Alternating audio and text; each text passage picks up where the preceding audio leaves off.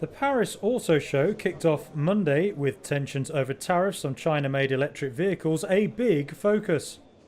The event is the largest car show in Europe and comes at a pivotal time. Struggling European automakers need to prove they can still compete, while Chinese rivals aim to get a foothold in a competitive market. There was some common ground though. Executives from both regions warned about the dangers of EU tariffs. Stella Li is vice president of Chinese EV giant BYD. She said tariffs could stop poorer people buying EVs. Stellantis CEO Carlos Tavares also warned the duties could lead to Chinese automakers setting up plants in Europe.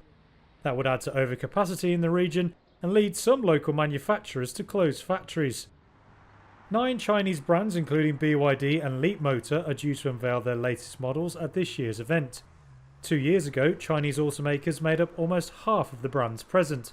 This year, they account for only about a fifth of the brands.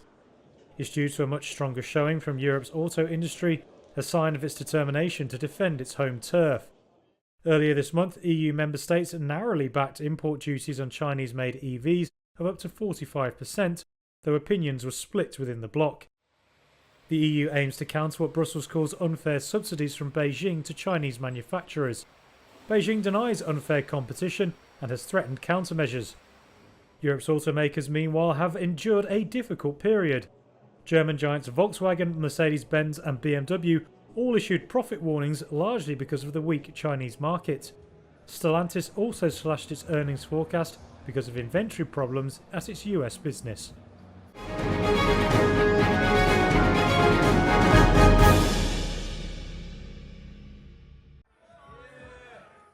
Rap mogul Sean Diddy Combs faced fresh allegations of sexual abuse on Monday. 6 new civil lawsuits were filed by anonymous plaintiffs in New York federal court, including one man who accuses Combs of assaulting him when he was a minor. The man says he was 16 years old when Combs sexually assaulted him at a party at a Hamptons mansion back in 1998. Other lawsuits accuse Combs of decades of abuse, alleging he, quote, molested, raped, assaulted, threatened, and coerced women, men, and minors for sexual gratification, to assert dominance, and to conceal his abhorrent conduct. The Monday filings were from a Houston-based lawyer named Tony Busby, who has said he is representing 120 people who accuse Combs of abuse. His law firm said in a statement that it plans to file additional lawsuits against Combs in the coming weeks. Monday's civil suits were filed a month after Combs was criminally charged with sex trafficking and racketeering, with his trial set for May 5th next year, and with a judge denying him bail last week. Combs' lawyer did not immediately respond to a request for comment on Monday. The rapper has denied wrongdoing in other civil cases against him and pleaded not guilty in his criminal case.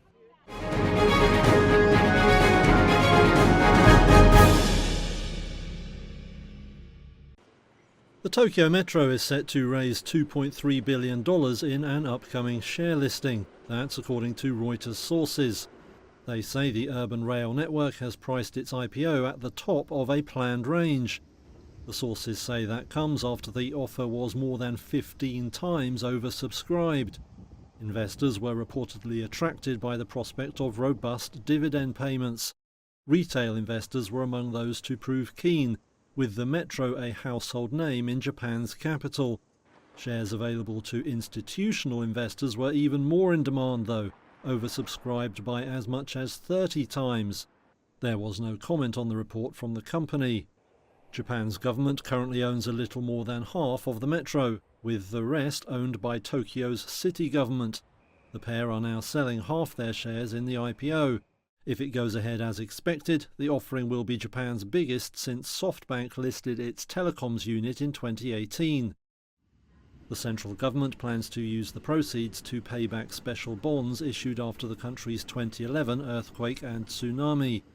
Last month, the Metro company said the listing would take place on October 23rd.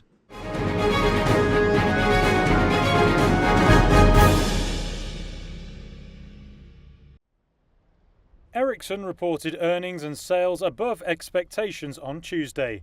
The Swedish telecoms gear maker said the market is showing signs of improvement. It cited a rebound in demand for 5G equipment in North America as one key driver. A fall in demand from mobile operators there over the last 2 years had hit companies like Ericsson and rival Nokia. The firms had looked for growth in developing markets such as India instead, but that often hurt profits.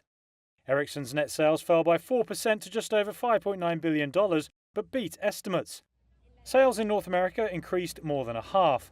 They were helped by last year's $14 billion deal to supply gear to AT&T. Revenue in Europe and Latin America was down 2%, while other markets fell in double-digit terms.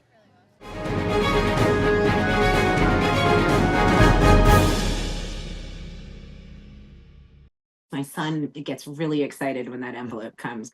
To Erica Warbeck of Cecil, Pennsylvania, mail-in voting is more than just their civic duty.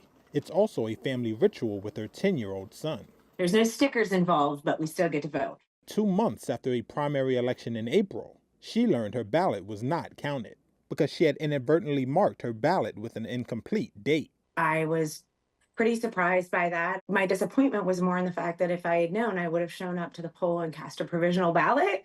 Right. But there was no notification of that. Hers was among 259 mail-in ballots in her county that were not recorded because of a ballot error. I was frustrated with the system. I felt it was un-American in the process. And I felt like my civil liberties were infringed upon. You know, I mean, we live here because we have a right to shape our government. And how could primary results be accurate if so many ballots were not cast? In July, Warbeck, who prefers to vote by mail because she suffers from an autoimmune disease, joined a growing number of voters who are going to court to ensure they have access to the polls, and their ballot is counted in the November 5th presidential election. Their cases are part of the roughly 70 election-related lawsuits filed in 7 battleground states, including Pennsylvania, according to a review of cases on Democracy Docket, a website that tracks election cases.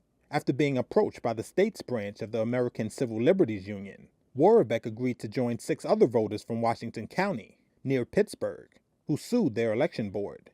It's about transparency. When you go and send in a mail-in ballot, there should be correspondence back to the voter to let them know that not only their ballot was received, but that it was also processed and counted.